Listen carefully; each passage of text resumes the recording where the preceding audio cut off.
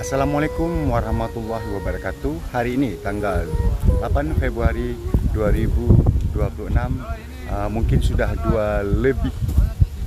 2 bulan lebih daripada banjir Aceh. Saya sekarang tepatnya berada di kali atau sungai yang ada di dusun Pahlawan. Sedangkan di kanan saya ada desa Sukajadi. Bagaimana penampakan daripada puing-puing banjir yang ada di sentral dekat daripada sungai dan jambatan daripada Kuala Simpang, Kota Tamiang ini. Anda boleh nampak sekarang. Anda boleh nampak seputaran daripada sungai Tamiang ini, puing-puing daripada banjir Aceh, banjir di Kota Tamiang. Di depan saya ada jembatan. Sebelah kanan saya ini, yang saya tunjuk ini adalah dusun Pahlawan daripada kampung kota Kuala Simpang yang sering kita support untuk makanan dan segala sesuatunya. Sebelah sana desa lain lagi, desa Sukajadi.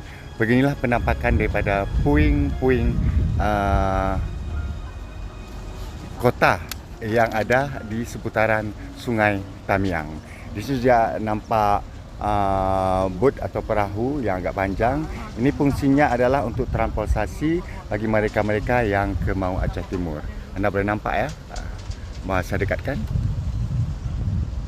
Beginilah puing-puing banjir setelah 2 bulan lebih, tepatnya hari ini tanggal 8 Februari 2026, lebih daripada 2 bulan selepas banjir.